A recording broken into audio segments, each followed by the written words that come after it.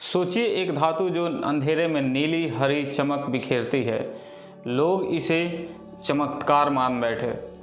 कोई इसे अमरता की दवा समझ बैठा तो कोई इसे खूबसूरती का राज। लेकिन यही धातु धीरे धीरे कई जिंदगियों को निगल गई और इसकी खोज करने वाली महिला वैज्ञानिक खुद इसकी शिकार बन गई। जी हाँ दोस्तों, आज हम बात करेंगे रेडियम के खोज की, एक ऐसी कहानी जिसमें जुनून है, बलिदान है, चमक है और अंधेरा भी। और सबसे अहम, यह कहानी हमें दिखाती है कि विज्ञान वरदान भी है और अभिशाप भी। तो चलिए वीडियो शुरू करते हैं। सब्सक्राइब करो प्रेम टेक स्टोरी चैनल को।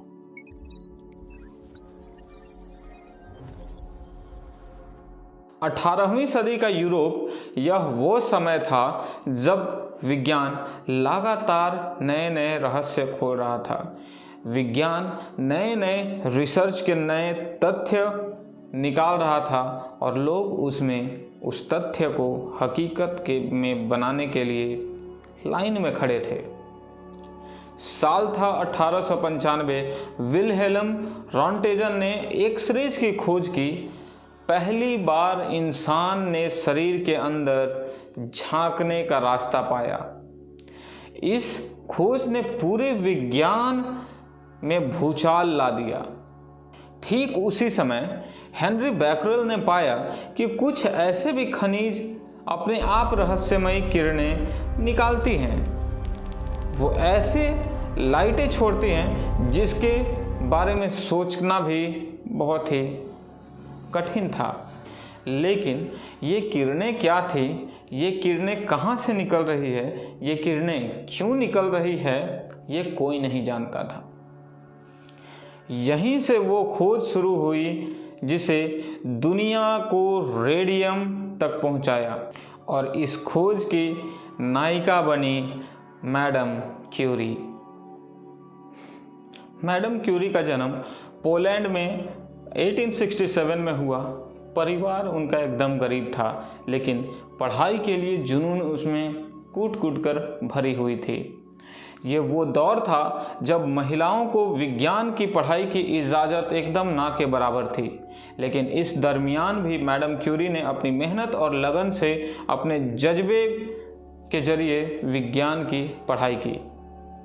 मैडम क्यूरी हार मानने वालों में से नहीं थी। 1891 में वो पढ़ाई के लिए पेरिस चली गई और वहीं पियरे क्यूरी से मिली।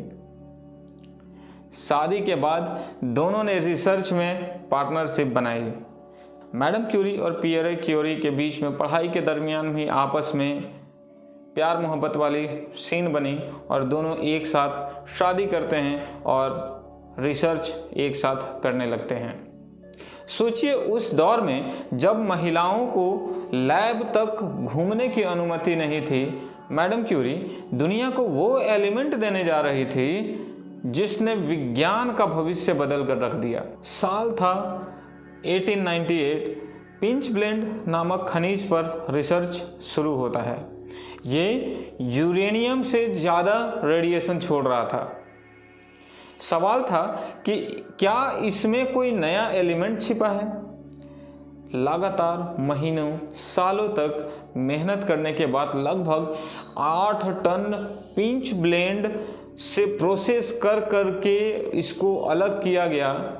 सोचिए कितनी मेहनत लगी होगी छोटे से थोड़े कर उसमें रिसर्च करने में, और उस एलिमेंट को वहाँ से बाहर निकालने एक्सट्रैक्शन में समय लगा होगा। और ऐसे अनुमानतः बताया जाता है कि लगभग 8 टन पिंच ब्लेंड को उन्होंने प्रोसेस कर दिया था। और वो भी ऐसे कंडीशंस, ठंडी लैब, नंगे हाथों से काम करना, जहरीले गैस, कोई प्रोटेक्शन नहीं। और इस दौरान वो कर रहे थे एक ऐसे एलिमेंट की खोज जिसके बारे में किसी ने आज तक कभी नहीं सोचा था। आखिरकार जुलाई 1898 में प्रेस कॉन्फ्रेंस में घोषणा होती है कि हमने 2 नए एलिमेंट्स खोज लिए हैं, पहला पोलोनियम और दूसरा रेडियम। इस प्रेस कॉन्फ्रेंस के बाद पूरी दुनिया को ऐसे एलिमेंट मिल जाते हैं जिनके जरिए हम लोग लाइट का इस्तेमाल कर सकते थे। हमने देखा कि किस तरीके से हम लोग प्रकाश की किरणें बना सकते हैं, वो भी सिर्फ और सिर्फ एक एलिमेंट के जरिए। ना कोई पावर, ना कोई सप्लाई, सिर्फ एक एलिमेंट। जब उन्होंने पहली बार रेडियम के एक छोटे से कण को अंधेरे में देखा तो उसमें से हल्की सी नीली और हरी चमक, मानो विज्ञान खुद कह रहा हो कि मैंने तुम्हें एक नई शक्ति दी है।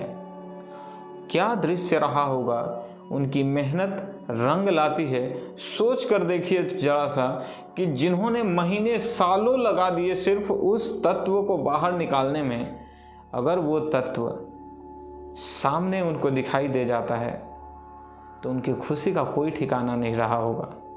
ये वो दौर था जहाँ संसाधनों की घोर कमी थी, ना कोई कैमरा, ना कोई मोबाइल, और उस दौर में सिर्फ और सिर्फ अपने लक्ष्य की प्राप्ति के लिए उन्होंने कितनी मेहनत की होगी, कितनी रातें उन्होंने जाग कर गुजारी होंगी, कितने समय उन्होंने कभी भोजन नहीं किया होगा।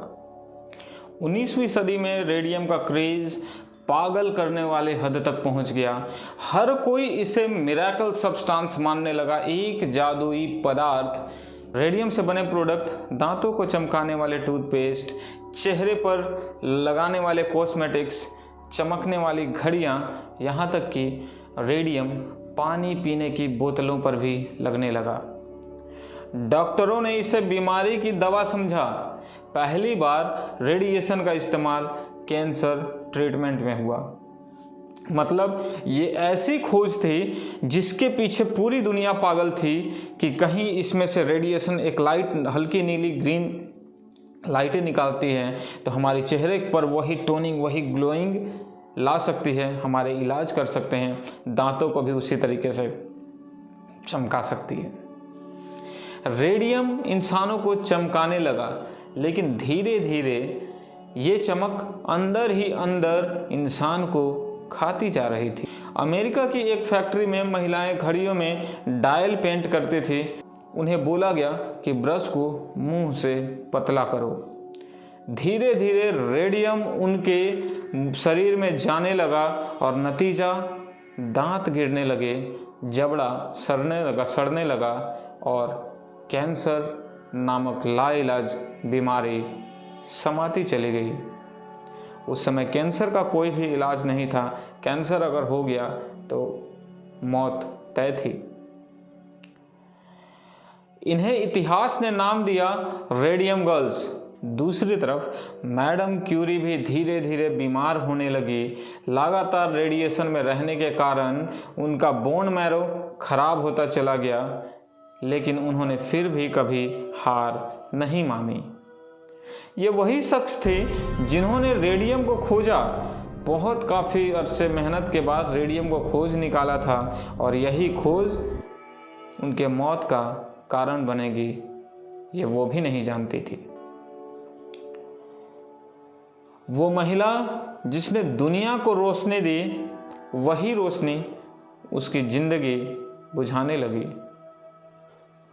मैडम क्यूरी पहली महिला बनी जिन्हें नोबेल पुरस्कार मिला और पहली वैज्ञानिक थी जिन्हें 2 बार नोबेल मिला। लेकिन 1934 में एप्लास्टिक एनीमिया के कारण उनकी मौत हो जाती है और उनकी डायरी, नोटबुक्स आज भी रेडियो एक्टिव है, जिन्हें शीशे के बक्से में रखा गया है। फिर भी उनकी खोज ने इंसानियत को रेडिएशन थेरेपी दी, परमाणु विज्ञान का रास्ता निकाला। आज कैंसर के इलाज में जो रेडिएशन थेरेपी होता है, ये उसी खोज की एक देन है। मैरी क्यूरी का बलिदान हमें सिखाता है कि ज्ञान आसान नहीं है, लेकिन उसकी ताकत पूरी दुनिया को बदल सकती है।